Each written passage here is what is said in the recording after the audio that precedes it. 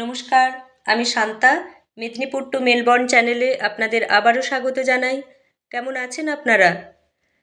আজ আমরা যাব ব্রামবেল ফার্ম দেখতে, আর ফিরে এসে অ্যান্থনির একটা খুব সুন্দর আর সহজ চিকেন স্টিউ রান্নার রেসিপি আছে। ফার্মটা ল্যাংওয়ারিনে। অ্যান্থনির বাড়ি থেকে প্রায় 10 মিনিট লাগে গাড়িতে। অ্যান্থনিরা থাকে ক্র্যানবার্নে।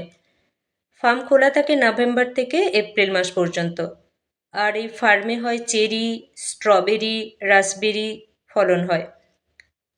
ফার্মটা খুব সুন্দর জায়গায়, চারিদিকে সবুজে সবুজ। বাড়ির কাছে যে এমন সুন্দর একটা জায়গা আছে আমার তো জানা ছিল না। তো অ্যান্থনিকে একদিন জিজ্ঞেস করাতেও বলছিল। অ্যান্থনিরা ছুটি ছিল, তাই আমরা সবাই মিলে এসেছি ফার্ম দেখার জন্য। ঘুরে ঘুরে দেখছিলাম। এটা ফার্মের বাইরেটায় রাস্তা আছে গাড়ি যাতায়াতের জন্য। আর দূরে দেখছি একটা সাদা ঘোড়া চড়ছে। এইসব দেখতে দেখতে আমরা গেট দিয়ে ভেতরে ঢুকলাম। শুধু যে গাছপালা আছে তা নয়, ফার্মের ভেতরে ঢোকার সময় দেখতে পেলাম রাস্তার দুদিকে সুন্দর সুন্দর ফুলও ফুটে আছে। ভালো লাগছিল জায়গাটা দেখতে। বাইরে গরম ছিল, কিন্তু ফার্মের ভেতরে এত একটা গরম ছিল না। গাছপালা আছে, তাই ছায়া আছে, আরাম বোধ হচ্ছিল। দেখুন কত সুন্দর সুন্দর ফুল ফুটে আছে রাস্তার দুদিকে। আর ওই বাড়িটা দেখা যাচ্ছে, ওখানে থাকেন যিনি ফার্ম চালান, উনি বাড়িতে থাকেন এই বাড়িটাতে। ওনার সাথে কথা বললাম, জানতে পারলাম ফার্মটা বহু বছরের পুরানো। উনি অনেক বছর ধরেই এই ফার্মটা চালাচ্ছেন। উনি দেখিয়ে দিলেন কোথা দিয়ে বাগানে ঢুকতে হবে।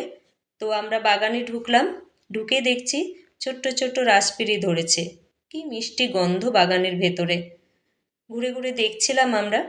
আর ওনাকে জিজ্ঞেস করে জানতে পারলাম আমরা নিজেরা চেরি তুলতে পারবো, তবে সেটা এখন নয়, প্রায় 20-25 দিন পরে আসতে হবে। ওনাকে ফোন করে দিতে হবে $20 1 কেজি চেরি তোলার জন্য।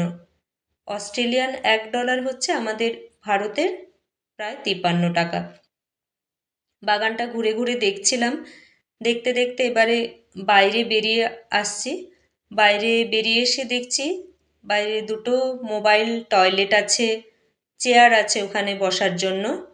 কেউ ঘুরতে ঘুরতে হয়তো ক্লান্ত হয়ে গেলে ওখানে বসতেও পারে, আবার ওখানে বসেও বাগান দেখতে পারে। আবার কিছুটা এগিয়ে এলাম, দেখছি বাইরেও অনেক গাছপালা আছে। আর একটা সুন্দর ডালিম ফুলের গাছ আছে। কিছু ডালিম ফুলও আছে, আবার ছোট্ট ছোট্ট ডালিম ধরেছে গাছটাতে। বাগান দেখা শেষ হলো, এবারে বাইরে বেরিয়ে এলাম। বাইরে বেরিয়ে এসে দেখছি একটা ছোট্ট কাউন্টার। কাউন্টারে বিক্রি হয় মধু, সস, জুস এসব বিক্রি হয়। আমরা একটা মধু কিনলাম, বেরি হানি, 40 গ্রাম নিল $4। ওখানেও বসার জায়গা আছে। আবার ছোট্ট ছোট্ট চারা গাছ বিক্রি হচ্ছে, কেউ কেউ কিনে বাড়িতে নিয়ে যাচ্ছে। আমরা ঘুরে ঘুরে দেখছিলাম সব কিছু। তো কিছুক্ষণ বসলামও, ওখানে গল্প করলাম কিছুক্ষণ। তারপরে তো এবার বাড়ি ফিরতে হবে। কাউন্টার থেকে বেরিয়ে এবারে বাড়ির দিকে রওনা হলাম। বাড়িতে ফিরে এসে অ্যান্থনি কিন্তু ব্যস্ত হয়ে গেছে। ওকে চিকেন স্টিউটা রান্না করতে হবে। একটা 14 সাইজে চিকেন কিনেছে, 1400 গ্রাম চিকেন। আর এবার রান্না শুরু করেছে। তেল দিয়ে, সাদা তেল, পেঁয়াজটা হালকা করে ভেজে নিতে হবে, একটা মাঝারি সাইজের পেঁয়াজ কেটে।